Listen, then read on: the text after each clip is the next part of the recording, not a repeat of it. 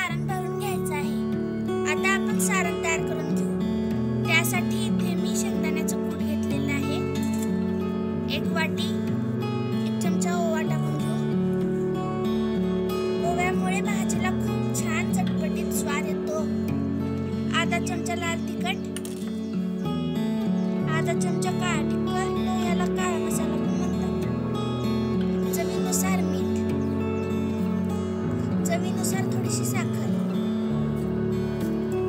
आता हे सर्व एकत्र मिक्स करून घेऊ।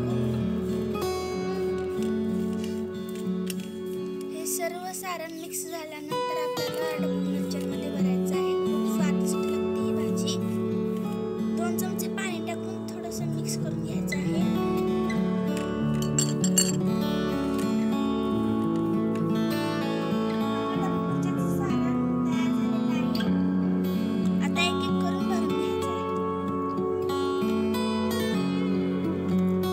अशा पद्धतीने तुम्ही हे भरून घ्या।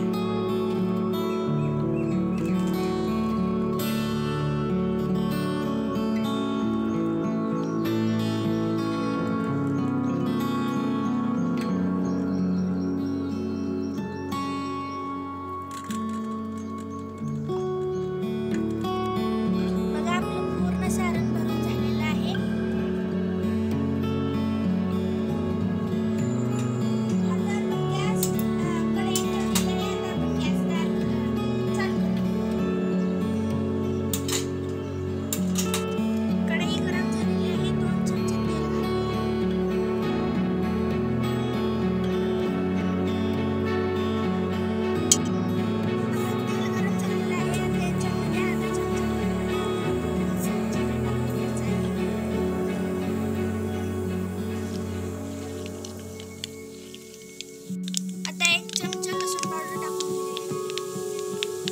लसूण पावडरचे मी व्हिडिओ बनवलेला आहे माझ्या चॅनलवरती, तुम्ही जाऊन पाहू शकता।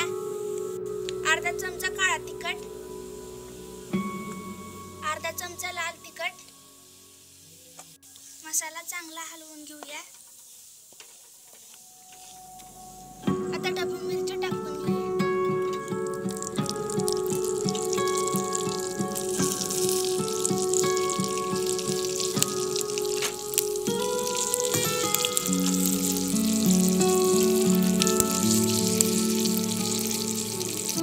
शिजण्यासाठी थोडंसं पाणी घालूया।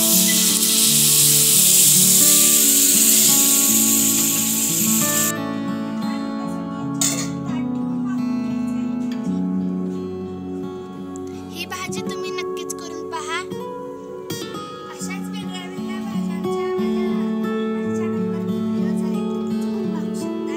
15 मिनिट झालेले आहेत। आता आपली भाजी शिजली आहे का ते पाहूया।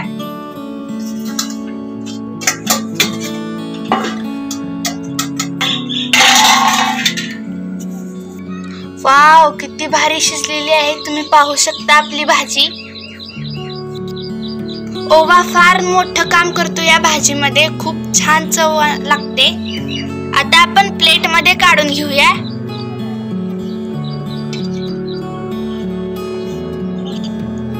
ही भाजी माझ्या मम्मीचे वडील म्हणजे माझे आजोबा त्यांनी शिकवलेली आहे ही भाजी मम्मीला, आणि मम्मी मला शिकवत आहे।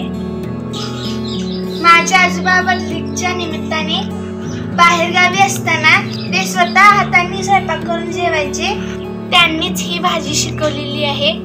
आता याची आपण चव पाहून घेऊया।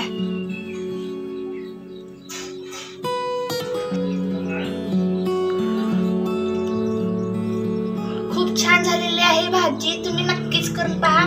तुम्हाला हा व्हिडिओ आवडला असेल तर लाईक करा, सबस्क्राईब करा आणि शेअर करा, आणि कशी वाटली ती भाजी मला कमेंट मध्ये कळवा। धन्यवाद।